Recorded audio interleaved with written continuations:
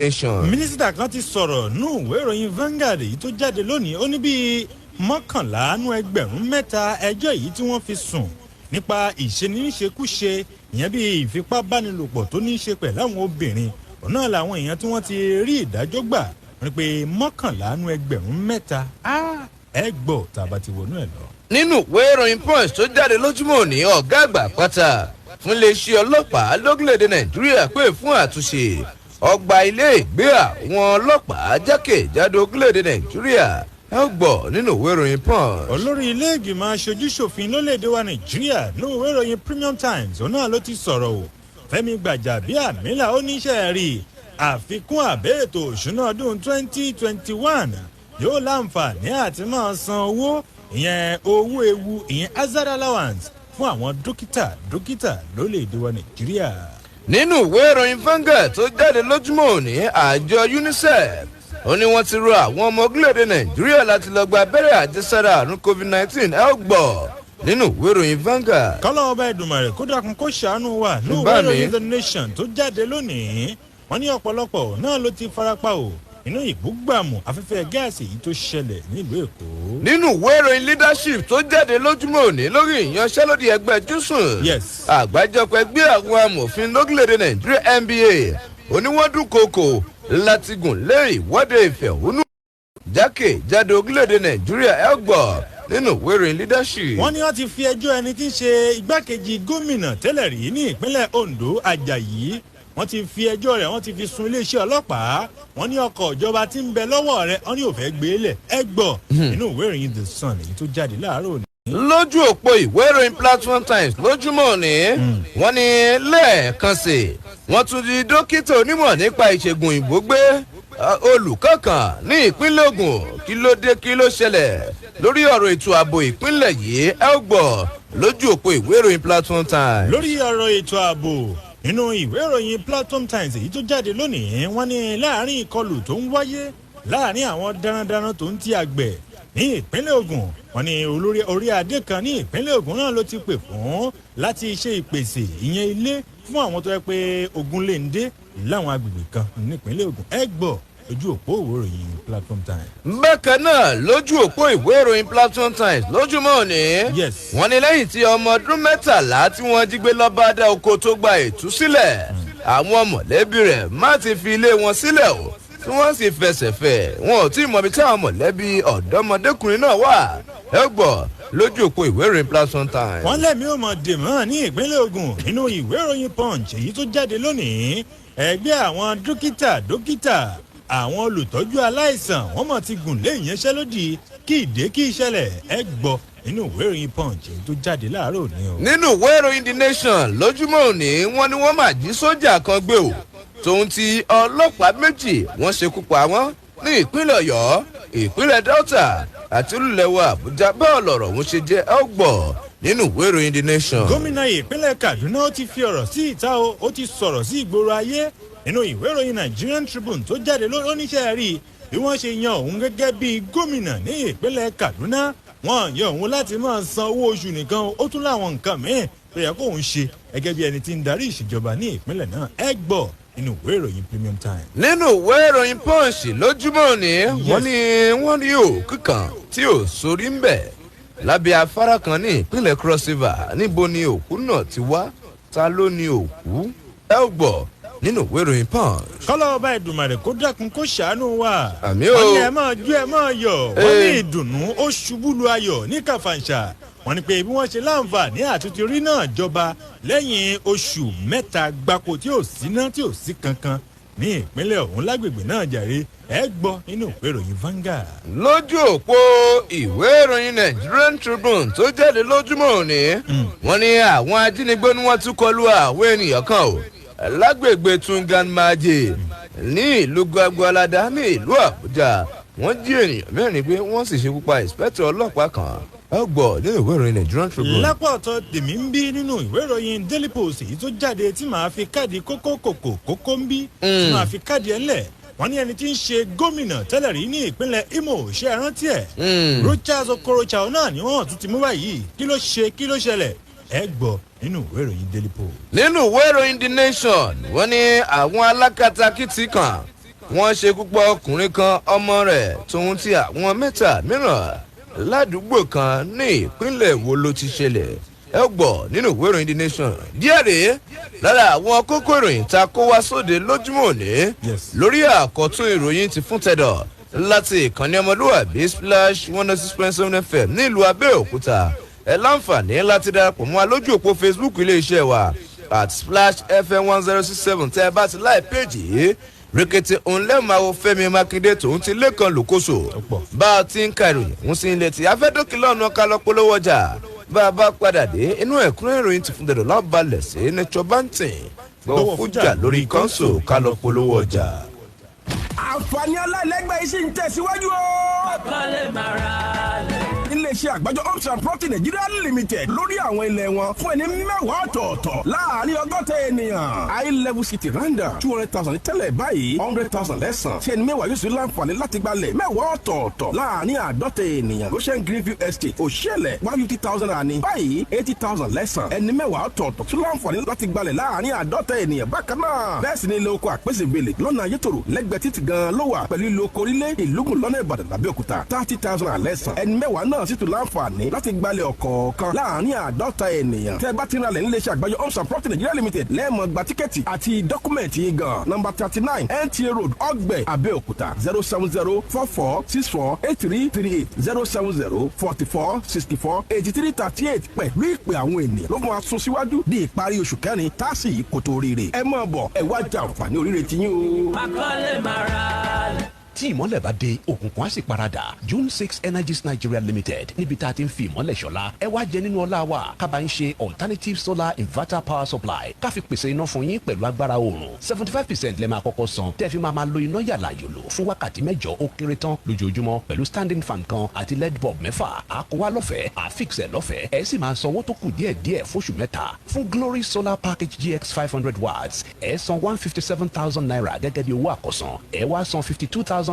naira tó kù fóṣù mẹ́ta gbáko tó bá sì jẹ́ àpilẹ̀ṣe fáwọn ọmọ ilé ìwé tágbára rẹ̀ gbé standing fan kan led bulbs mẹ́fà fóònù méjì àti laptop kan fún wákàtí mẹ́jọ gbáko 62,250 naira lẹ́ máa kọ́kọ́ san ẹ wá san 20,750 naira tó kù fóṣù mẹ́ta gbáko ẹ fojú kàn wá ní Ansarudeen House Quarry Road Pepsi Abẹ́òkúta ẹ pè wá sórí 0812-926-7722 June 6 Energies Nigeria Limited àgbà nínú ìpèsè iná láti inú agbára oòrùn. 1960 bẹ́ẹ̀ ti gbọ̀nà ara yọ pẹ̀lú ìṣàkóso tuntun láti múnú gbogbo àwọn oníbàárà àti àwọn olùfẹ́ eré ìdárayá dùn tààrà. pàápàá lásìkò ayẹyẹ ọdún Easter bẹ́ẹ̀ bá ṣe ń ta àwọn ayò oríire 1960 bet lẹ́wọ̀n máa jẹ́ yàfùnyàfùn. ẹ lè tayò 1960 bet lórí ayélujára www.1960bet.com tàbí kí ẹ kàn sí àwọn aṣojú lárọ̀wọ́tò yín. èèyàn mẹ́ta yóò jẹ̀bọ̀ ọ̀kadà tuntun mẹ́ta láàrin 20 oṣù kẹta sí 30 oṣù kẹrin ni o. ọjọ́ kẹ́ni oṣù karùn-ún la ó kéde àwọn olóríire tó perégedé jùlọ nínú 1960 bet Easter bonanza pẹ̀lú ẹgbẹ̀rún méjì náírà péré jẹ̀bọ̀ ńlẹ́rù tó dowó ẹ̀ lọ. Fọ́ńdàmárì dúpẹ́. Fọ́ńdàmárì dúpẹ́. Adúpẹ́ ṣe. Fọ́ńdàmárì dúpẹ́. Ọwọ́ yóò ní bàrà wa o.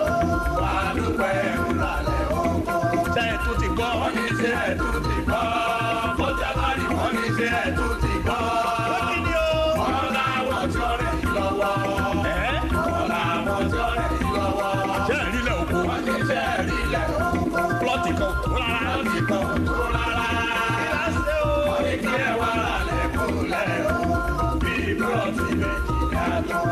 Ẹnu òmùrújú ọlọ́run wà lọ́wọ́.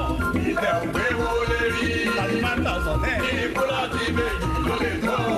35,000 sílẹ̀ ọ̀kan. Iléeṣẹ́ 1st January Agro Investment Limited ẹ̀yẹ méjì kì í jáde ẹ̀ Ansarudeen House Quarry Road Pepsi Abẹ́òkúta 081-65-64-65-35 nọ́mbà wa rẹ̀. àti fún àtẹ̀dọ̀ lórí ìkànnì ọmọlúwàbí o.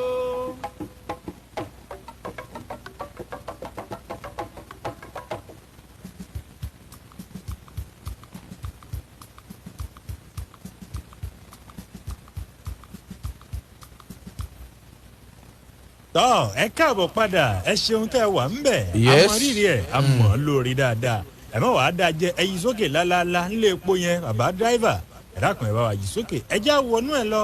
ní kòókòdùn lẹ́kan lẹ́kọ́sọ̀.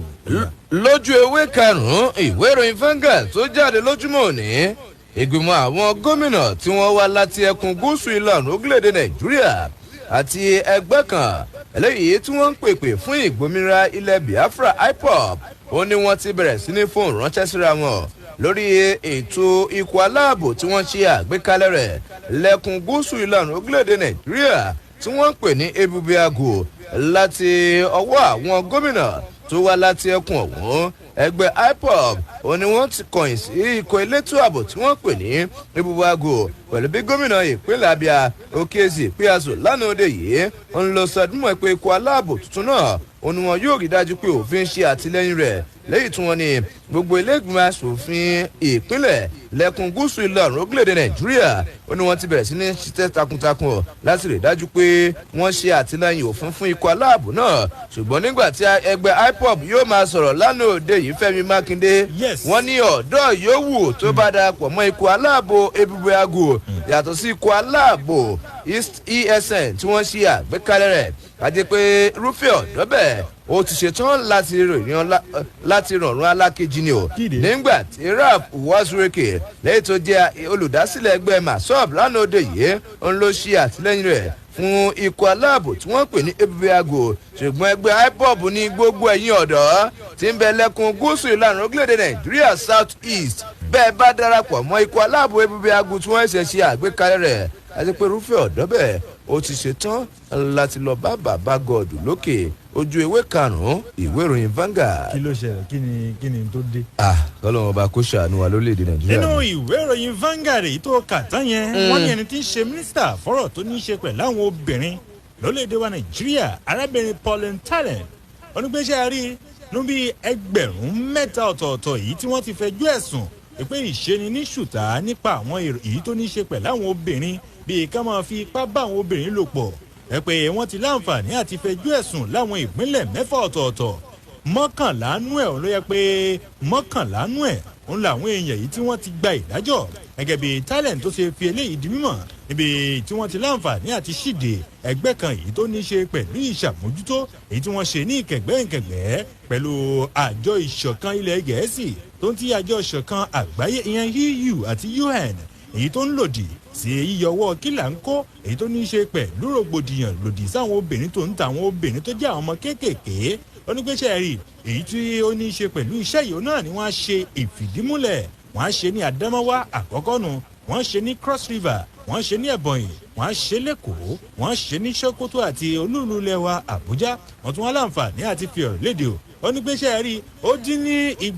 ìgbà ó dín ní díẹ̀ náà ni àwọn ọ̀rọ̀ tó yẹ pé wọ́n tiẹ̀ ti pajú ẹ̀ dé tí wọ́n ti ẹ̀ yà sí mọ́ ebi wípé mọ́kànlá nú ẹgbẹ̀rún mẹ́ta ọ̀tọ̀ọ̀tọ̀ náà ni àwọn tí wọ́n ti gba ìdájọ́ lòdì sí ìṣeni ní ìṣekúṣe lòdì sáwọn obìnrin ẹ fẹ́ gba ṣéǹjẹ àbí ń bẹ inú ìwé ìròyìn Vanguard èyí tó jáde láàárọ̀ òní o. nínú ìwé ìròyìn leadership tó jáde lójúmọ́ òní lórí ìyanṣẹ́lódì àgbẹjọpọ̀ ẹgbẹ́ àwọn òṣìṣẹ́ elétò ìdájọ́ nílẹ̀ wa ẹgbẹ́ àwọn amòfin lórílẹ̀‐èdè yìí ẹkùn tìlú ìkẹjà àti ìṣolúlu ìpínlẹ̀ èkó lọ́jọ́ ìṣẹ́gun wọn ni wọ́n dúnkòokò láti gùn lé ètò ìfẹ̀hónúhàn bí ìjọba àpapọ̀ bí wọ́n bá kọ̀ láti wá ìyanjú sí ìyanṣẹ́lódì ẹgbẹ́ júùsù tí wọ́n sì ṣe ohun tí wọ́n béèrè fún alága ẹkùn náà Bartolomeu Akwedo òun ló jẹ́ kélò yìí ó di mímọ̀ níbi ìpàgọ́ àwọn oníròyìn eléyìí tí àwọn agbẹjọ́rò ọ̀hún tí wọ́n ṣe láti fi ṣe àtìlẹ́yìn fún ìyanṣẹ́lódì tí ẹgbẹ́ júùsù ń gùn lé gẹ́bí Akwedo ṣe sọ ó ní bí ìpàdé tó fẹ́ wáyé láàrin ìjọba àpapọ̀ láàrin ẹgbẹ́ júùsù àti ìgbìmọ̀ àwọn gómìnà lórílẹ̀‐èdè Nàìjíríà lọ́jọ́rú tí wọ́n bá kùnà láti fẹnu ọ̀rọ̀ kò lórí ìdádúró owó ìṣúná fún ẹ̀ka ètò ìdájọ́ orílẹ̀-èdè Nàìjíríà àti pé ẹgbẹ́ àwọn amòfin lórílẹ̀-èdè yìí ẹkùn tìlú Ìkẹjà ó ní wọn yóò ṣe ètò ìfẹ̀hónúhàn jákèjádò ìpínlẹ̀ Èkó àti àwọn ìpínlẹ̀ míì tó ń bẹ lórílẹ̀-èdè Nàìjíríà wọ́n ní ohun tí àwọn ọmọ ẹgbẹ́ júùsù ń béèrè fún òun ló wà nínú ìwé òfin orílẹ̀-èdè Nàìjíríà tọdún 1999 wọ́n ní àwọn ò rí ìdí kankan bí ìjọba àpapọ̀ bí wọ́n ṣe kọ̀ láti ṣe ohun tí ẹgbẹ́ júùsùnù ń béèrè fún ẹ̀dá ẹgbẹ́ júùsùnù ló ń wo àìjẹ́ bẹ́ẹ̀ a ó gùn lé ìfẹ̀hónúhàn jákèjádò orílẹ̀-èdè Nàìjíríà àgbájọpọ̀ ẹgbẹ́ àwọn amòfin lórílẹ̀-èdè yìí ó ní wọ́n jẹ́ kélé yìí ó di mímọ̀ nínú ìwé ìròyìn leadership. nínú ìwé ìròyìn Premium Times tó jáde láàárọ̀ ní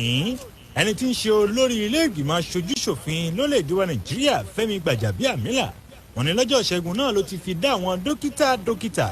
ìyẹn àwọn dókítà lólèdè wa nàìjíríà ó ti fi dá wọn lójú ó ní pé ṣe rí nínú owó èyí tí àwọn ọmọ san fún àwọn dókítà nílẹ̀ yìí wọ́n á ti fi sínú àbẹ́ ètò òṣùná ọdún 2021 wípé owó ewu rèé ìyẹn hazard allowance ó ní pé fẹ́mi gbàjàbíàmílà òun náà ló ṣe léyìí dímọ̀ nígbà tó pe ẹni tí ń ṣe mínísítà fún àbẹ́ ètò òṣùná àti àtòlùzí ní abamed fún ìpàdé èyí tí wọ́n ṣe lọ́jọ́ ìṣẹ́gun fẹ́mi gbàjàbíàmílà ònà ó tún ṣe léyìí dímọ̀ nínú ìpàdé èyí tó ṣe pẹ̀lú àpapọ̀ àwọn ẹgbẹ́ àwọn dókítà olùtẹ̀ pé wọ́n ń gbé àyíká ilé ìwòsàn yẹn resident doctors èyí tí ń bẹ nílùú àbújá ó ní pé ṣe rí ìfarajìn ilé ìgbìmọ̀ aṣojúṣòfin tó ń ti ìṣèjọba èyí tó wà lóde ó ní láti ṣàgídájú ẹ̀ gbogbo àwọn ọ̀rọ̀ tó ní ṣe pẹ̀lú owó ewu báwọn dókítà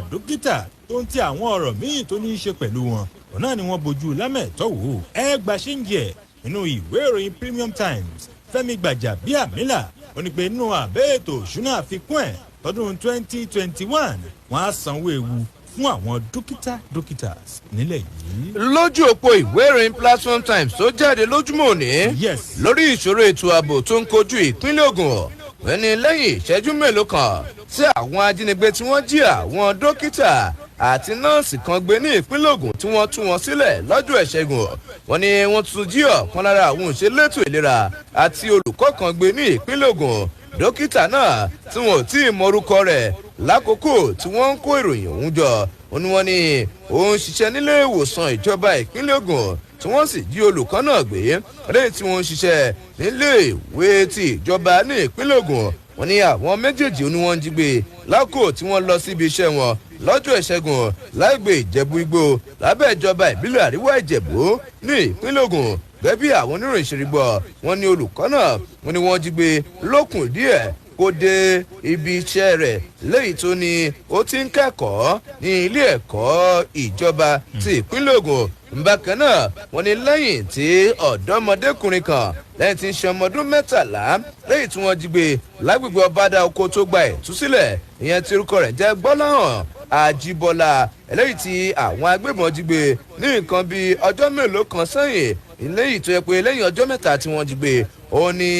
wọ́n gba lẹ́yìn ọjọ́ mẹ́ta tí wọ́n jí gbé wọn ló jẹ́ kó gba ìtúsílẹ̀ lákàtà àwọn ajínigbé àjíbọ́lá ó ní wọ́n jí gbé lọ́jọ́ àbámẹ́ta tó kọjá nílé àwọn òbí rẹ̀ tó wà ní destiny estate ọbàdà oko lábẹ́ ìjọba ìbílẹ̀ ewékoro ní ìpínlẹ̀ ogun lẹ́yìn tí wọ́n ní káwọn mọ̀lẹ́bí rẹ̀ kí wọ́n san $50 mílíọ̀nù náírà gẹ́gẹ́ bí owó ìtúsílẹ̀ wọ́n ní ní báyìí o nígbà tí ọmọ òun tó gba ìtúsílẹ̀ tán wọ́n ní àwọn òbí rẹ̀ ó ní wọ́n ti kó kúrò nílé tí wọ́n ti jí ọmọ wọn gbé o lẹ́yìn tí wọ́n ní kò sẹ́nikẹ́ni tó mọ ibi tí wọ́n wà lákòókò tá a wà jìbìrì kí ọlọ́run bá kó ṣàánú wa lórí ìṣòro ètò ààbò tó ń kojú ìpínlẹ̀ ogun lọ́wọ́ wọ́n ní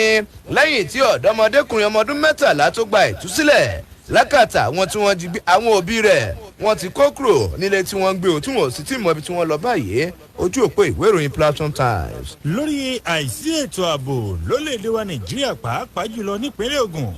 wọ́n ní orí adé kan mọ̀ ti sọ̀rọ̀ wọ́n ní orí adé láti apá àríwá yewa ní ìjọba ìbílẹ̀ apá àríwá yewa ní ìpínlẹ̀ ogun ọba akíntúndé akínyẹmí ọ̀nà ló sọ pé kí ìjọba àpapọ̀ kó wá nǹkan ṣe sí ibi táwọn èèyàn tí wọ́n máa forí sùn sí o pàápàá jùlọ àwọn èèyàn tó yẹ pé wọ́n ti fọ́n dàgbé lásìkò ìgbà táwọn fúlàní tó yẹ pé àwọn darandaran jàre tó yẹ pé wọ́n ti yabọ̀ ìpínlẹ̀ yìí wọ́n ní pé iṣẹ́ rí àwọn abúlé kan kéréje lápá ayé wa ọ̀nà yẹ pé àwọn darandaran yìí ni wọ́n ti yàwọ̀ tó sì jẹ́ pé ọ̀pọ̀lọpọ̀ èèyàn ni wọ́n ti gbẹ̀mímì tó sì jẹ́ pé wọ́n ti ba dúkìá jẹ́ lọ́pọ̀lọpọ̀ onípèsè rí ọ̀pọ̀lọpọ̀ àwọn èèyàn ni wọ́n ti fọ́n dàgbé lọ sí ilẹ̀ olómìnira benin republic látàrí pé kíni wọ́n ń wá ibi tí wọ́n á forínù sí nígbà tó ń bá wọn oníròyìn sọ̀rọ̀ nílùú abẹ́òkúta láyẹyẹ èyí tó ní í ṣe pẹ̀lú ọjọ́ ìbí rẹ̀ orí adé yìí wá fìdí ẹ̀ múlẹ̀ ó pèsè rí ọ̀pọ̀lọpọ̀ àwọn èèyàn yìí náà ni wọ́n ti padà dé láti ilẹ̀ olómìnira benin o ṣùgbọ́n wọ́n wábi tí wọ́n á forínù sí ọba akínyẹmí ó tún wá ké gbàjarè wípé ibi tí wọ́n ń lò lọ́ọ́ lọ́ba ṣe ń sọ̀rọ̀ yìí kò dáa fọ́mọnìyàn ó wá ké sí ìjọba àpapọ̀ pàápàá jùlọ ìjọba ìpínlẹ̀ ogun láti wá nǹkan ṣe sí ẹ̀rí àwọn ogunléndé àwọn èèyàn tí wọ́n ti fọ́n dàgbé lọ sí ilẹ̀ olómìnira benin látàrí wípé wàhálà àwọn darandaran tí wọ́n ti ya wọ agbègbè wọn pàápàá jùlọ lápá ayé wa wọ́n ti padà dé láti ilẹ̀ olómìnira kí ìjọba ìpínlẹ̀ yìí kó wá nǹkan ṣe síbi tí wọ́n mọ̀ sùn sí. lójú ewé kẹrin ìwé ìròyìn Vanguard tó jáde lójúmọ́ òní wọ́n ní àwọn amúgbálẹ́gbẹ̀ẹ́ àwọn aṣòfin àgbà àti àwọn ọmọ ilé-ìgbìmọ̀ aṣojú-ṣòfin lórílẹ̀‐èdè Nàìjíríà lánàá òde yìí ó ní wọ́n gùn lé ètò ìfẹ̀hónúhàn lórí àìsan owó oṣù àjẹmọ́nú lórí owó oṣù àwọn òṣìṣẹ́ tó kéré jù tí wọ́n ṣe àmúlò rẹ̀ lórílẹ̀‐èdè Nàìjíríà àti àwọn owó àjẹmọ́nú mìíràn eléyìí ló wáyé pẹ̀lú bí àgbáríjọpọ̀ ẹgbẹ́ àwọn òṣìṣẹ́ lọ́gbà ilé-ìgbìmọ̀ aṣòfin àpapọ̀ ẹlẹ́wà lórílẹ̀‐èdè Nàìjíríà PASAN òun ni wọ́n ti fi ìkìlọ̀ ránṣẹ́ síta sí ìjọba àpapọ̀ wípé ó ṣe ti kí àwọn bẹ̀rẹ̀ ìyanṣẹ́lódì lénìí bí ìjọba àpapọ̀ bí wọ́n bá kọ̀ àti ìgbìmọ̀ ìṣàkóso ilé-ìgbìmọ̀ aṣòfin àpapọ̀ ẹlẹ́wà bí wọ́n bá kọ̀ láti san owó àjẹmọ́nú tó tọ́ sí wọn àwọn alábàáṣepapọ̀ àwọn aṣòfin àgbà àti àwọn ọmọ ilé-ìgbìmọ̀ aṣojú-ṣòfin nílẹ̀ wa ni wọ́n yabo ọgbà ilé-ìgbìmọ̀ aṣòfin àpapọ̀ ẹlẹ́wà tí wọ́n sì bẹ̀rẹ̀ sí ní gbé àwọn pátákó lọ́lọ́kan ọ̀jọ̀kan dání pẹ̀lú àkọlé lóríṣiríṣi lórí rẹ̀ níbẹ̀ ni wọ́n ti fẹ̀sùn kan akọ̀wé ilé-ìgbìmọ̀ aṣòfin àpapọ̀ ẹlẹ́wà Ọlátúndé Òjó wípé ó kùnà láti sanwó àjẹmọ́nú ọ̀ lábẹ́ ìlànà ṣíṣe àmúlò owó oṣù àwọn òṣìṣẹ́ tó kéré jù eléyìí tí wọ́n buwọ́lù ní nǹkan bíi ọ̀sẹ̀ mélòó kan sẹ́yìn àwọn olùfẹ̀hónú ọ̀hún lákò tí wọ́n tajú kan rí adarí ilé-ìgbìmọ̀ aṣojú-ṣòfin nílẹ̀ wa Fẹ́mi Gbàjàbíàmílà eléyìí tó fẹ́ wọnú ọgbà ilé-ìgbìmọ̀ aṣòfin àpapọ̀ ẹlẹ́wà òun ni wọ́n bẹ̀rẹ̀ sí ní kọrin lọ́lọ́kan ọ̀jọ̀kan léyìí tó mú kó dúró dè wọ́n tó sì bá wọn sọ̀rọ̀ nígbà tí ọ̀gbẹ́ni Zebis Prince eléyìí tó ń ṣojú ẹkùn gúúsù nínú àwọn ọmọ ẹgbẹ́ ọ̀hún ó sọ fún adarí ilé-ìgbìmọ̀ aṣojú-ṣòfin nílẹ̀ wa létí wípé àwọn alábàáṣepapọ̀ àwọn aṣòfin ó ní àwọn aṣòfin náà tó fi mọ́ àwọn aṣòfin àgbà ó ní wọ́n ṣe báṣubàṣo tí wọn ò sì san owó àjẹmọ́nú tí wọ́n ti owó àjẹmọ́nú mìíràn eléyìí tó tọ́ sí wọn ìròyìn ọ̀hún pọ̀ jù bẹ́ẹ̀ lọ ó wà lójú ewé kẹrin ìwé ìròyìn Vanguard. nínú ìwé ìròyìn Punch yìí tó jáde lónìí ẹgbẹ́ àwọn òṣìṣẹ́ elétò ìlera ní ìpínlẹ̀ Ògùn lọ́jọ́ Ṣẹ́gun náà ni wọ́n ti bẹnu àtẹ́lu àìsí ètò ààbò rárá ní ìpínlẹ̀ yìí wọ́n ké gbàjarè pé iṣẹ́ rí ọ̀pọ̀lọpọ̀ agbègbè ní ìpínlẹ̀ Ògùn ló fẹ́ẹ́ jọ bí ẹni wípé kò sí ètò ààbò mọ́ pé inú hílàhílò nínú ewu náà làwọn ń ṣiṣẹ́ gẹ́gẹ́ bí ẹgbẹ́ àwọn tó jẹ́ àwọn olùtọ́jú aláìsàn tó ń ta àwọn agbẹ̀bí èyí tí ń ṣe ti ìpínlẹ̀ Ògùn yìí pàápàá jùlọ àti ẹgbẹ́ àwọn dókítà èyí tó ní í ṣe pẹ̀lú onímọ̀ ṣègùn nínú ìfọ̀rọ̀jẹwọ̀ tí wọ́n ṣe pẹ̀lú àwọn oníròyìn wọ́n ṣàlàyé ẹ̀ wípé iṣẹ́ rí ìyanṣẹ́lódì yìí àwọn fẹ́ gùn léyìí ọmọ ti bẹ̀rẹ̀ láti aago 12 òru ìyẹn lọ́jọ́ Ìṣẹ́gun gẹ́gẹ́ bí lẹ́tà kan èyí tí wọ́n fi ṣọwọ́ sí ẹni tí í ṣe kọmíṣánná fẹ́tò ìlera dókítà Tómi Kókà èyí tó yẹ pé déètì rẹ̀ ó jẹ́ ọjọ́ 2 oṣù kẹrin wọ́n ní pé ṣe rí ìdí abájọ tí àwọn fẹ́ gùn lé ìyanṣẹ́lódì yìí wọn náà ni wípé látàrí wípé bí wọ́n ṣe ń jí àwọn òṣìṣẹ́ elétò ìlera gbé ní ìpínlẹ̀ yìí ẹgbẹ́ ọ̀hún nínú lẹ́tà yìí tí wọ́n fi ṣọwọ́ tí wọ́n sì pe àkọlé rẹ̀ ní notification of withdrawal of service ìyẹn ìfinilára wípé àwọn ti fẹ́ dẹ́kun iṣẹ́ àwọn wọn ní pé ṣe rí ó ti wá hàn gbangba wípé ẹ̀mí tó ń ti dúkìá wípé ìjọba ní ìpínlẹ̀ yìí wọ́n tiẹ̀ láǹfààní àti ní ìkápá lórí ẹ̀ wọ́n ní pé ṣe rí gbogbo àwọn ọmọ tó jẹ́ àwọn òṣìṣẹ́ ẹgbẹ́ àwọn wọ́n á bẹ̀rẹ̀ ìyanṣẹ́lódì ó bá ilé yẹ aago 12 ìyẹn lóru ọjọ́ Ṣẹ́gun tí ẹ bá gbàgbé bẹ́ẹ̀ bá rántí bẹ́ẹ̀ bá sì gbàgbé ẹ jẹ́ mu wá sí ìrántí yín wípé dókítà kan tó ń ti olùtọ́jú aláìsàn kan òun náà ni wọ́n jí gbé ìyẹn lọ́jọ́rú gẹ́gẹ́ bí èyí tó ṣẹlẹ̀ ìyẹn ní ọ̀sẹ̀ tó kọjá ní ojú ọ̀nà Ìmẹ̀kọ sílùú Abẹ́òkúta kò síbi tó dè mọ́ inú ìlò ìyẹn àìbàlẹ̀ ọkàn náà làwọn ń ṣiṣẹ́ àwọn dókítà tó ń ti òṣìṣẹ́ elétò ìlera ni wọ́n sọ bẹ́ẹ̀. lójú ewé keje ìwé ìròyìn Vanguard tó jáde lójúmọ́ òní ọ̀kan lára àwọn àgbààgbà lẹ́kùn gúúsù ìlànà orílẹ̀-èdè Nàìjíríà tó sì jẹ́ aṣíwájú ìlú Nnewi eléyìí tí orúkọ rẹ̀ ń jẹ́ Muhammadu Ezeke Amechi òun ló ti sọ̀rọ̀ nínú lórí àtẹ̀jáde kan eléyìí tó wà láti ọwọ́ ìgbìmọ̀ àwọn àgbààgbà lẹ́kùn àríwá orílẹ̀-èdè Nàìjíríà Northern Elders Forum àti ẹgbẹ́ kan tí wọ́n pè ní Northern Group CNNG ẹgbẹ́ Arẹwà àti àwọn ẹgbẹ́ lọ́lọ́kan-ò-jọ̀kan tó wà láti ẹkùn àríwá orílẹ̀-èdè Nàìjíríà lẹ́yìn tí wọ́n sọ dímọ̀ pé àwọn kò ní í ṣe àtìlẹ́yìn fún pínpín ipò ààrẹ lẹ́lẹ́kùnjẹkùn lórílẹ̀-èdè Nàìjíríà ṣùgbọ́n àwọn ń fẹ́ àtúntò lórílẹ̀‐èdè yìí ìwábi wezeke eléyìí tó jẹ́ ọ̀kan lára àwọn ènìyàn tí wọ́n wà níbi bí orílẹ̀‐èdè nàìjíríà bí wọ́n ṣe gba òmìnira ń lọ sọ dímọ̀ pé lóòótọ́ bóyá kí ọ̀rọ̀ náà ṣe ni wípé ẹni yòówù tó bá nífẹ̀ẹ́ láti díje dupò ààrẹ lórílẹ̀‐èdè nàìjíríà ń ló láǹfààní láti wá láti ẹkùn tó bá wù ú ṣùgbọ́n ó ní ọ̀rọ̀ orílẹ̀‐èdè nàìjíríà kò rí bẹ́ẹ̀ pé gẹ́gẹ́ bí a ti mọ̀ látẹ̀yìnwá wípé wọ́n ń pín ipò ààrẹ lẹ́lẹ́kùn jẹkùn lórílẹ̀‐èdè nàìjíríà ni wá rọ àwọn àgbààgbà ẹlẹ́kùn àríwọ̀ orílẹ̀‐èdè nàìjíríà kí wọ́n má lo àǹfààní wípé àwọn ti gbà fún àtúntò orílẹ̀‐èdè nàìjíríà kí wọ́n máa pèpè fún pé ẹni yòówù tó bá fẹ́ díje dupò ààrẹ wọn láǹfààní láti wá láti ẹkùn tó bá wù ú lórílẹ̀‐èdè nàìjíríà wọn ní ìṣàkóso ilẹ̀ orílẹ̀‐èdè britain lẹ́yìn tí wọ́n kó orílẹ̀‐èdè nàìjíríà lẹ́rù nígbà tí wọ́n yóò fún orílẹ̀‐èdè nàìjíríà lómìnira wọn ní gbogbo ohun tí wọ́n ṣe ó jẹ́ wípé ẹkùn àríwá orílẹ̀‐èdè nàìjíríà òun ló ń jẹ gbádùn ọ̀pọ̀lọpọ̀ àwọn ètò tilẹ̀ bírítéènì tí wọ́n fi sílẹ̀ fún wa lẹ́yìn ìgbà tí wọ́n fún wa lómìnira lórílẹ̀‐èdè nàìjíríà ìròyìn ọ̀hún pọ̀ jù bẹ́ẹ̀ lọ ó wà lójú ewé keje ìwé ìròyìn Vanguard tó jáde lójúmọ́ òní. nínú ìwé ìròyìn The Sun tó jáde láàárọ̀ òní wọ́n ti kọ ìwé ẹ̀sùn lòdì sí ẹni tí ń ṣe igbákejì gómìnà tẹ́lẹ̀ rí ní ìpínlẹ̀ Ondo ìyẹn Àjàyí wọ́n ti tẹ̀sọ́wọ́ wájú wọ́n ní pẹ́sẹ́ rí ìjọba ìpínlẹ̀ Ondo náà ni wọ́n ti sọ fún iléeṣẹ́ ọlọ́pàá wípé kámọ̀ dákun kámọ̀ wá nǹkan ṣe sí ọ̀rọ̀ ẹni tí ń ṣe igbákejì gómìnà tẹ́lẹ̀ rí ní ìpínlẹ̀ Ondo ìyẹn ọ̀gbẹ́ni Agboola Àjàyí wípé ṣé ẹ rí àwọn ọkọ̀ ìjọba tó wà lọ́wọ́ rẹ̀ ń tà kàn fẹ́ kó ṣe ni wípé kó dáa padà nínú lẹ́tà kan èyí tí wọ́n fi ṣọwọ́ sí ẹni tí ń ṣe kọmíṣánná iléeṣẹ́ ọlọ́pàá ní ìpínlẹ̀ náà ọ̀gbẹ́ni Bọ́lájí Sàlámì ó ní pé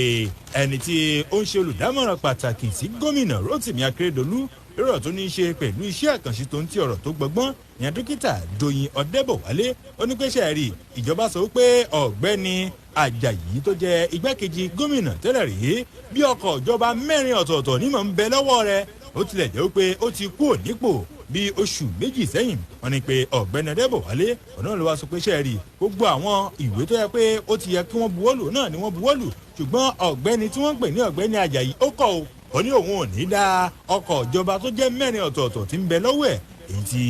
ó yẹ kó dá padà tí ó sì dá padà wọ́n ti kọ̀wé ẹ̀sùn lòdì sí gómìnà ìyẹn ẹni tí í ṣe igbákejì gómìnà tẹ́lẹ̀ rí ní ìpínlẹ̀ Ondo ìyẹn Àjàyí pé kó dá ọkọ̀ ìjọba ìyẹn tó jẹ́ mẹ́rin ọ̀tọ̀ọ̀tọ̀ tí ń bẹ lọ́wọ́ ẹ̀ ó gbé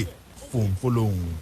lójú ewé kẹjọ ìwé ìròyìn Vanguard tó jáde lójúmọ́ òní ẹ má gbàgbé ti fún tẹ̀dọ̀ròyìn lẹ́ ń gbọ́ láti ìkànnì ọmọlúwàbí Splash 106.7 FM nílùú Abẹ́òkúta ẹ láǹfààní láti darapọ̀ mọ́ wa lójú òpó Facebook iléeṣẹ́ wa @Splash FM 1067 tẹ́ ẹ bá ti láì péjì ẹ ó máa wà bí a ti ń ka ìròyìn ọ̀hún sí ilé tè lójú ewé kẹjọ ìwé ìròyìn Vanguard tó jáde lójúmọ́ òní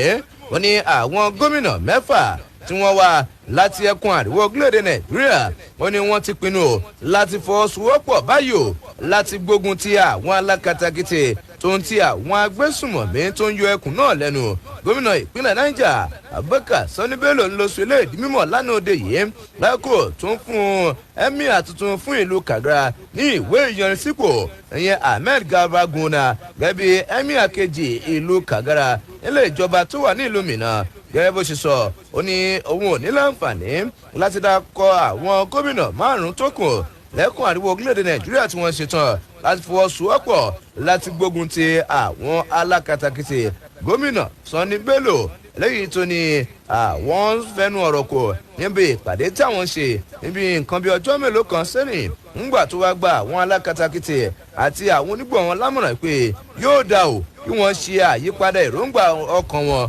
nínú iṣẹ́ láabi tí wọ́n ṣe bàjẹ́ bẹ́ẹ̀ wọn yóò fojú winá òfin ìròyìn ọ̀hún pọ̀ jù bẹ́ẹ̀ lọ ó wà lójú ewé kẹjọ ìwé ìròyìn Vanguard tó jáde lójúmọ́ òní kẹ́ka ń sọ́wọ́ wájú. bẹ́ẹ̀ bá wo ojú ewé kejì dín ní ọgbọ̀n ìwé ìròyìn Nigerian Tribune tó jáde lónìí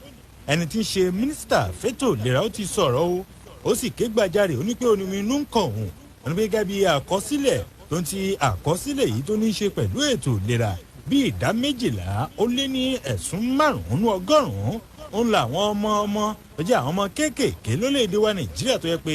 wọ́n ń gbẹ̀mí mì kó tó di wípé wọ́n pé ọjọ́ orí ìyẹn ọdún 5 ọ̀tọ̀ọ̀tọ̀ gẹ́gẹ́ bí ẹni tí ń ṣe mínísítà fún ọ̀rọ̀ ètò ìlera dókítà Sage Naire èyí tó fi ọ̀rọ̀ ọ̀hún síta lọ́jọ́ ṣẹ́gun onígbésẹ̀ rí gbogbo ọ̀rọ̀ tó ní í ṣe pẹ̀lú àkọsílẹ̀ ó tilẹ̀ jẹ́ pé àwọn ń gbé àwọn láǹfààní láti mọ polongo wípé kí wọ́n tọ́jú àwọn ọmọ wọn náà ló jẹ́ pé bá a bá ní káwò ó bí ìdá 12.5 nínú ọgọ́rùn-ún ń la àwọn ọmọ lórílẹ̀‐èdè wa Nàìjíríà tó yẹ pé wọ́n ń gbẹ̀mí mì kó tó di wípé wọ́n ṣe ayẹyẹ ọjọ́ ìbí ètò jẹ́ pé ọdún karùn-ún ó wá ké sí gbogbo àwọn òbí tó ń ti gbogbo àwọn alágbàtọ́ wé kọ́mọ̀ dákun kí wọ́n mójútó gbogbo àwọn ọmọ wa kọ́lọ́wọ́ bá Èdùmàrè kó dákun kó ṣàánú wa ẹgbà ṣe ń jẹ́ nínú ìwé ìròyìn Nigerian Tribune ojú ewé 28 èyí tó jáde lónìí. lójú ewé 11 ìwé ìròyìn Vanguard tó jáde lójúmọ́ òní alákòóso àgbà fún ìjọ Redeemed Christian Church of God RCCG pásítọ̀ Enoch Adébóyè òun ló ti sọdúnmọ́ pé ìjáwé olúborí orílẹ̀-èdè Nàìjíríà lórí ìṣòro ètò ààbò tó ń yọ orílẹ̀-èdè lẹ́nu òun ló ti súnmọ́ etílé báyìí o pásítọ̀ Adébóyè òun ló jẹ́ kélé yìí ó di mímọ̀ lánàá òde yìí kó tó ṣe àbẹ̀wò ẹ̀lẹ́mbẹ̀hùn sí gómìnà ìpínlẹ̀ Kaduna Malam Nasiru El-Rufai nílé ìjọba òun ló sọ fún gómìnà wípé ọ̀wọ́n ń gbàdúrà fún o wípé ìpínlẹ̀ Kaduna àti orílẹ̀-èdè Nàìjíríà lápapọ̀ kí wọ́n borí ìṣòro ètò ààbò tó ń yọ wọ́n lẹ́nu nígbà tí wọ́n sọ di mímọ̀ pé òun mọ̀ pé lóòótọ́ ó ní ìṣòro ètò ààbò òun ló ń kojú ìpínlẹ̀ Kaduna tó sì jẹ́ pé Ọlọ́run bá nìkan ṣoṣo òun lè wá ìyanjú sí ìṣòro náà ó ní ìṣòro ọ̀hún òun ló ti kọjá agbára ènìyàn lẹ́yìn tí àwọn ọ̀pọ̀lọpọ̀ àwọn ọmọ orílẹ̀-èdè Nàìjíríà tí wọ́n ti mọ̀ fún nǹkan bíi ọdún mélòó kan sẹ́yìn ó ní òun mọ̀ pé lóòótọ́ ó ní ìṣèjọba ààrẹ Muhammadu Buhari ló ń gbìyànjú láti fòpin sí ìyanṣẹ́lódì láti fòpin sí ìṣòro ètò ààbò tó ń yọ orílẹ̀-èdè Nàìjíríà lẹ́nu pàápàá jùlọ ìṣẹ̀lẹ̀ ìjínigbé lọ́lọ́kan òjọ̀kan lẹ́yìn tó ti di tọrọ fún kalẹ̀ láwọn apá àbìkan lórílẹ̀-èdè yìí nígbà tó wá gba ìjọba lámọ̀ràn láti túbọ̀ ṣàkíyèsímapá lójú ọ̀nà àti dájú pé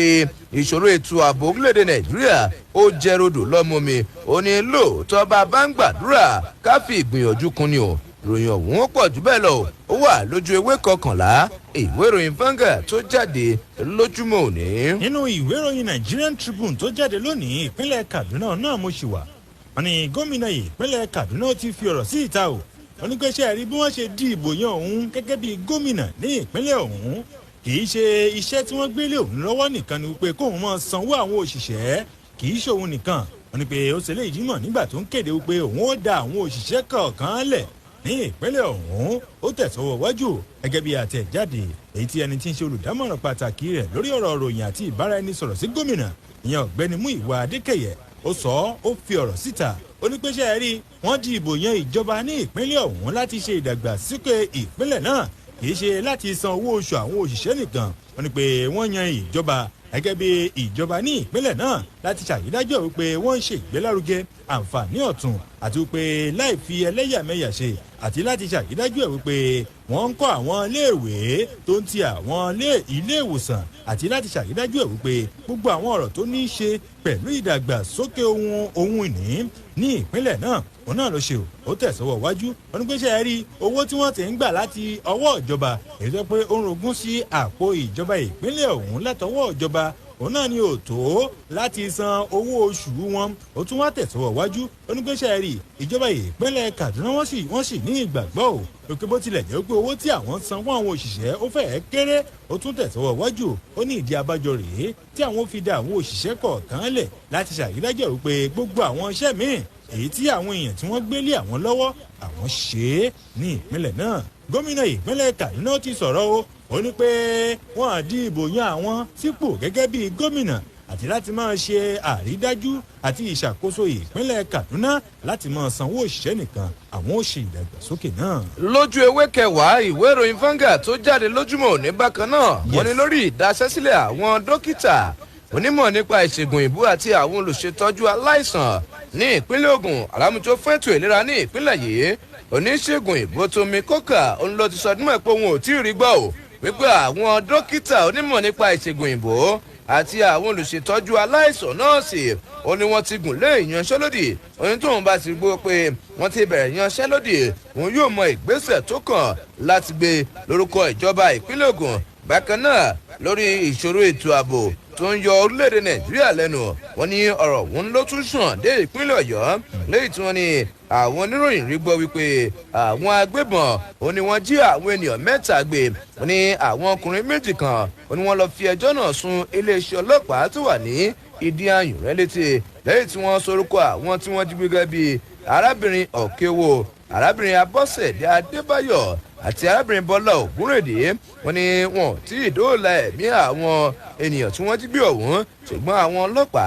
ẹkùn ti ìdí ayùnrè àti àwọn ọdẹ tó fi mọ́ ikọ̀ ojúlalákàn fi ń ṣọ̀rẹ́ ọ ni wọ́n ti bẹ̀rẹ̀ sí ní tú àwọn igbó tó wà lágbègbè ọ̀hún alūkkóró tuntun fún iléeṣẹ́ ọlọ́pàá ní ìpínlẹ̀ ọ̀yọ́ dsp adéwálé òṣìfẹ̀sọ̀ òun fìdí ìṣẹ̀lẹ̀ múlẹ̀ ó ní gbogbo àwọn ikọ̀ aláàbò ní ìpínlẹ̀ ọ̀yọ́ ó ní wọn yóò jọ fọwọ́sowọ́pọ̀ láti pé wọ́n dòòlà ẹ̀mí àwọn ènìyàn tí wọ́n jí gbé ojú ewé kẹwàá ìwé ìròyìn Vanguard mo ti ròyìn náà kà. wọ́n ti mú ẹni tí í ṣe gómìnà tẹ́lẹ̀ rí ní ìpínlẹ̀ imo Rochas Okorocha kí ló ṣe ẹ gbọ́ ẹ̀já lọ sókè lọ́hùn náà ká lọ polówó ọjà ẹ̀ mọ́ pé ọmọ alájẹ ni wá ọ̀yá ni chọbántìn gbọ́wọ́ fújà lórí kọ́ńsù ká lọ polówó ọjà. àti fún àtẹ̀dọ̀ lórí ìkànnì ọmọlúwàbí o.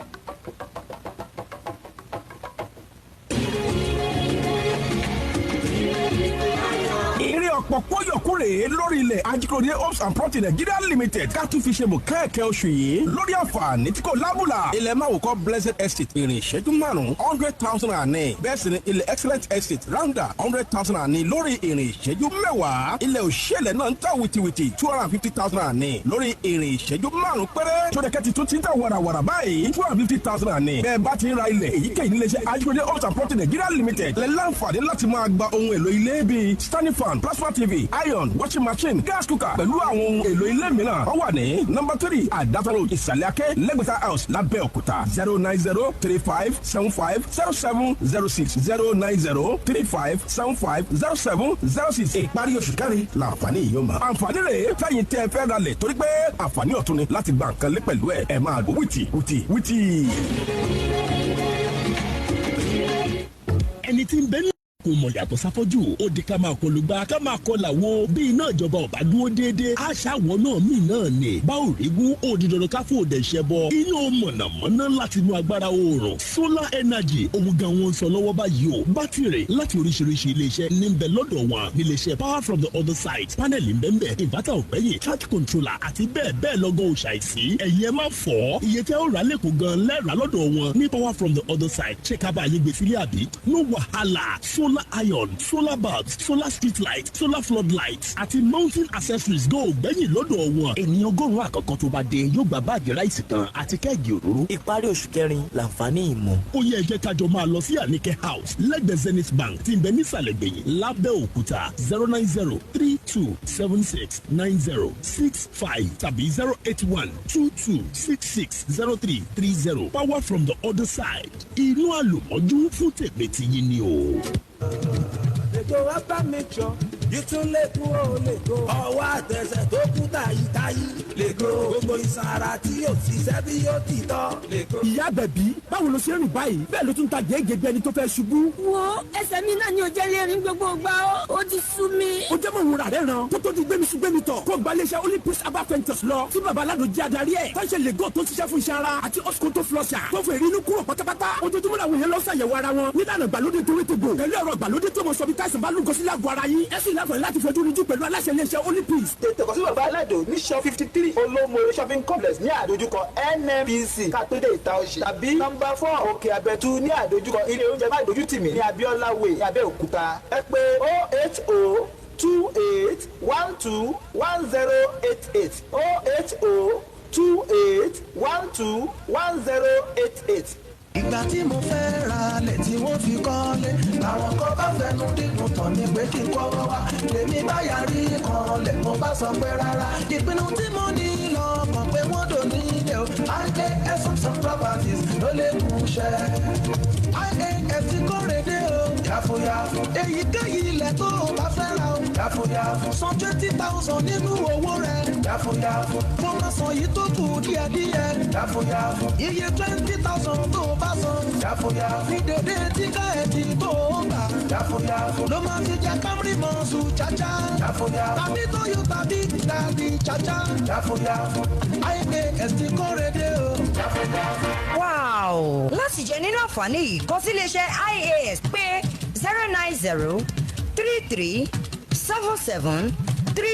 090-33-77-3189. ẹ má gbàgbé o ọjọ́ kẹfà oṣù kẹfà la máa ṣe àgbéyẹ̀wò iye ẹni tí tíkẹ́ẹ̀tì oríire ti wà lọ́wọ́ ẹ̀. àdìbò àtẹ̀dọ̀ lórí ìkànnì ọmọlúwàbí o. ẹ káàbọ̀ padà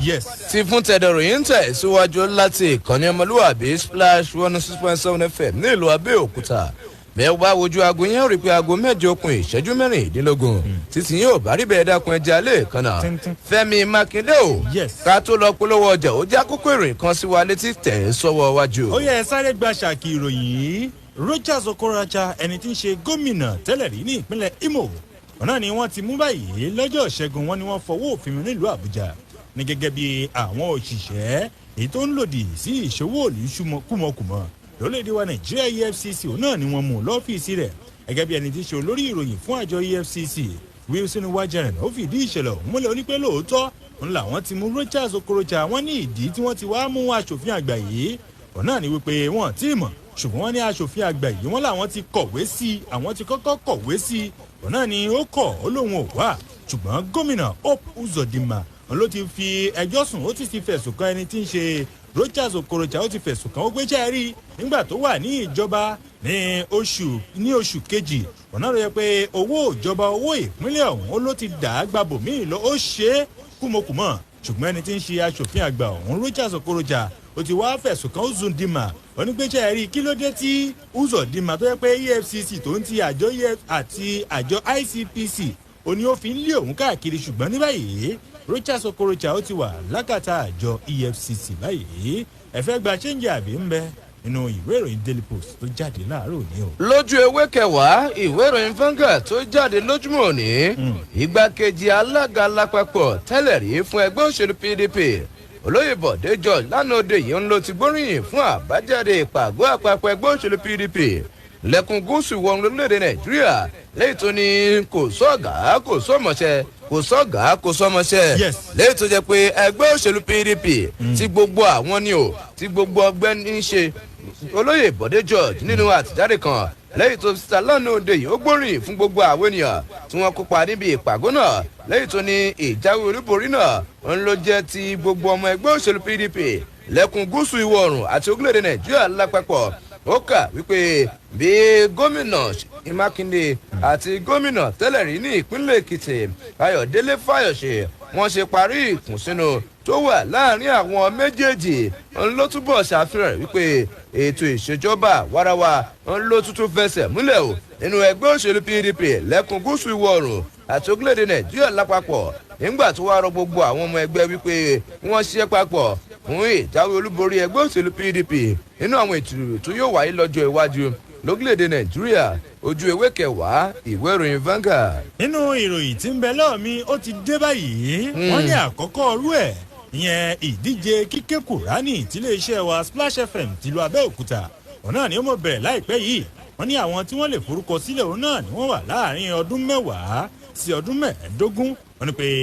bí ọ̀rọ̀ ṣe wá ń lọ báyìí ẹ̀bùn owó yóò wà fún olùkópa tó bá ti gbé orókè tó bá gbé ipò kínní tó bá gbé ipò kejì àti ipò kẹta wọ́n tún wá tẹ̀sọ́wọ́ wájú wọ́n ní bẹ́sẹ̀ rí àwọn tí wọ́n fẹ́ láǹfààní àti kópa nínú kíké Kùránì tí iléeṣẹ́ wa Splash FM nílùú Abẹ́òkúta ló jẹ́ àkọ́kọ́ orú ẹ̀ kí wọ́n lọ gba fọ́ọ̀mù pé 1000 kan dondo ọ̀nà ni kí wọ́n gbà lẹ́ka ìpolówó ọjà níléeṣẹ́ wa Splash FM lábẹ́òkúta wọ́n tún tẹ̀sọ́wọ́ wájú gbégbéṣẹ́ rí ọjọ́ tí ìforúkọsílẹ̀ yìí tí ó dópin òun náà ni ọjọ́ 24 oṣù kẹrin náà ọdún 2021 tá a wà yìí nígbà tí àṣekágbá ìyẹn ìdíje ọ̀hún òun náà ni ó bẹ̀rẹ̀ ní oṣù kẹrin bákan náà ìyẹn ọjọ́ 27 ní ọdún 2021 báyìí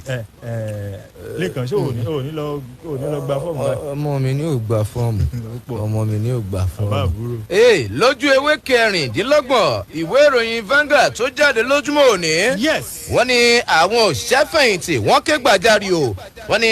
ìjọba ìpínlẹ̀ Ògùn ìpínlẹ̀ Ọ̀yọ́ ìpínlẹ̀ Èkìtì ìpínlẹ̀ Ọ̀ṣun ìpínlẹ̀ Ondo àti ìpínlẹ̀ Èkó gbogbo àwọn ìpínlẹ̀ tí ń bẹ ẹlẹ́kùn gúúsù ìwọ̀ orílẹ̀-èdè Nàìjíríà òun ni wọn káràmásìkí ọ̀rọ̀ àwọn òṣìṣẹ́fẹ̀yìntì tí wọ́n sì fẹ̀sùn kan ìjọba àpapọ̀ orílẹ̀-èdè Nàìjíríà wípé wọ́n kọ tí ọ̀gbọ̀nyìn o tí ìyà tó ń jẹ àwọn òṣìṣẹ́fẹ̀yìntì lórílẹ̀-èdè Nàìjíríà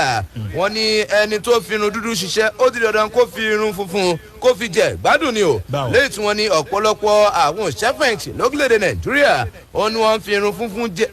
irun funfun jẹ ìyà lẹ́yìn tí wọ́n fẹ̀yìntì ẹnu iṣẹ́ ìjọba lópin ìpàdé kan tí wọ́n ṣe ní ìlú Abẹ́òkúta tí ń ṣolúlo ìpínlẹ̀ Ògùn àwọn òṣìṣẹ́fẹ̀yìntì náà wọ́n ní wọ́n fẹ̀sùn kan ìjọba àpapọ̀ àti àwọn gómìnà lẹ́kùn gúúsù ìwọ̀ oòrùn wípé kò dáa o bí ẹ̀ ṣe káràmásìkí àwọn òṣìṣẹ́fẹ̀yìntì lórílẹ̀‐èdè Nàìjíríà wọ́n ní àwọn òṣìṣẹ́fẹ̀yìntì tí wọ́n wà níbi ìpàdé náà ń lọ wá láti ìpínlẹ̀ Ògùn ìpínlẹ̀ Ọ̀yọ́ ìpínlẹ̀ Èkìtì ìpínlẹ̀ Ọ̀ṣun ìpínlẹ̀ Ondo àti ìpínlẹ̀ Èkó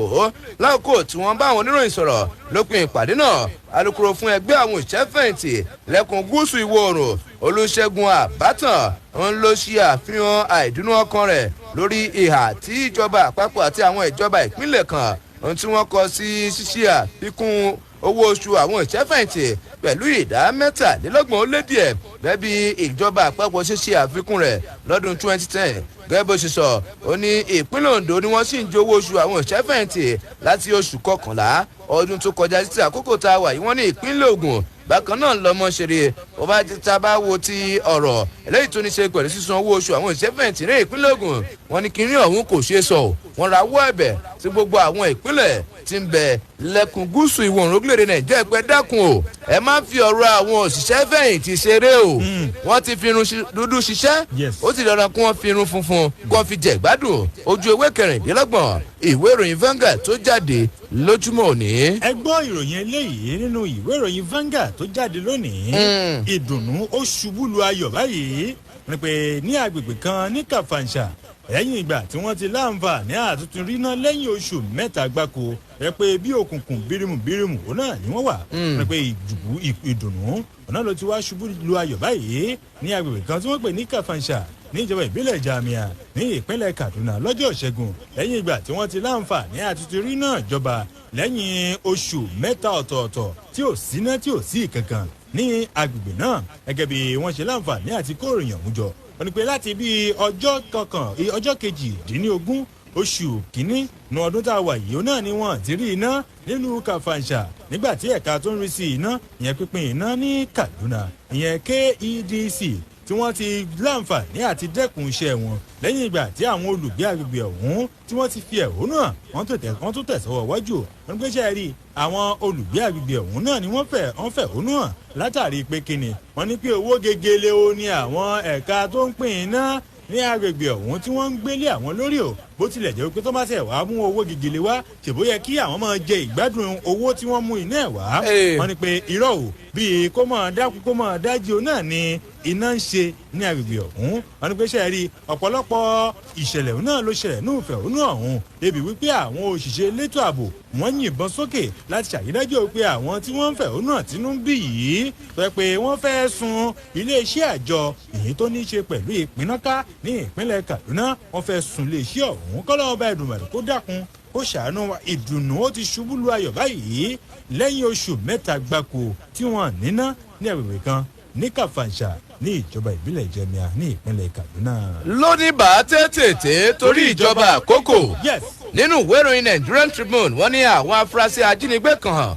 ó ní wọ́n gbé pẹ́rẹ́gì ìjà kaná pẹ̀lú àwọn ológun tó fi mọ́ àwọn ọdẹ ìbílẹ̀ àti ikọ̀ ojúlálá kan fi ń ṣọ̀rẹ́ lágbègbè Tungamade lábẹ́ ìjọba ìbílẹ̀ Gwagwalada lólùlẹ̀wà Àbújá tí wọ́n sì ṣekú pa ìǹspẹ́tọ̀ ọlọ́pàá kan wọ́n jí àwọn olùgbé agbègbè náà gbé tí wọ́n tó mẹ́rin níye lẹ́yìn ìgbà tí wọ́n tawọ́ ìbọn pẹ̀lú ikọ̀ ológun kan tí wọ́n pè ní Operation Puff Adder gẹ́gẹ́ bí ẹnìkan tí ìṣẹ̀lẹ̀ òun ṣojú rẹ̀ ṣe sọ ó ní àwọn agbébọn náà ó ní wọ́n gbé ìbọn olóró dání lọ́lọ́kan òjọ̀kan tí wọ́n sì bẹ̀rẹ̀ sí ní yìnbọn fún àwọn òṣìṣẹ́ ológun tí wọ́n bá ẹ̀ka operation puff ada ṣiṣẹ́ wọ́n ní fún ọ̀pọ̀lọpọ̀ wákàtí ó ní wọ́n fi tawọ́ ìbọn síra wọn bákan náà bẹ́ẹ̀ náà lọ́mọ ṣe rí ní ìpínlẹ̀ kaduna lẹ́yìn tó kà wípé àwọn alákatakítí kan lọ́jọ́ ajé ó ní wọ́n yabo àdúgbò kan ní ìpínlẹ̀ kaduna níbi tí wọ́n ti ṣekú pa ọkùnrin kan àti ọmọ ọdún méje kan tó jẹ́ ọmọ rẹ̀ àti àwọn èèyàn mẹ́ta mìíràn lágbègbè giwa ní ìjọba ìbílẹ̀ zagonkata wọ́n ní àwọn agbébọn ọ̀hún ó ní wọ́n sun ilé méje àti ọkọ̀ tó fi mọ́ àwọn ọ̀kadà lámùtò fún ọ̀rọ̀ ètò ààbò abẹ́lé àti ọ̀rọ̀ tó bá ní ṣe pẹ̀lú ọ̀rọ̀ ilé ní ìpínlẹ̀ kaduna samuel aruna ó ṣe àfihàn orúkọ àwọn ènìyàn tí wọ́n bá ìṣẹ̀lẹ̀ ọ̀hún lọ gẹ́gẹ́ bí joshua dauda philip dadua francis ayuba florence dennis àti isa haruna wọn ni wọn ti kó àwọn ológun lọ sí agbègbè náà láti lọ dá àlàáfíà padà sí àdúgbò ọ̀hún ìròyìn ọ̀hún pọ̀ jù bẹ́ẹ̀ lọ ó wà nínú ìwé ìròyìn the nation. ẹ jẹ́ mọ̀ ṣẹ́nu dédé síbí torí ìjọba àkókò lórí ti fún tẹ̀dọ̀ ìròyìn lórí ìkànnì ọmọlúwàbí splash 106.7 fm ìlú abẹ́òkúta a ní pẹran mẹ́ta tẹ̀dá ipa o a ní pasán a ní pòfò a sì ní pàdánù ìlàṣẹ ìlédùnmọ́ olúwàfẹ́mi ọmọ mákindé ìlú ọkọ̀ tèmídìí culture. tí di aago méje lówùúrọ̀ ọ̀la títí mi àti yóò tún máa pàdé lórí àkọ́tún ìròyìn ti fún tẹ̀dọ̀ tí ní tòótọ́ lẹ́ẹ̀kan àdègbè lẹ́ẹ̀kan lòkóso ìsẹ́yìn òrò ní mí ọmọ ẹ̀bẹ̀ dìmọ̀ kó dìgbà. Splash 106.7 FM ìkànnì.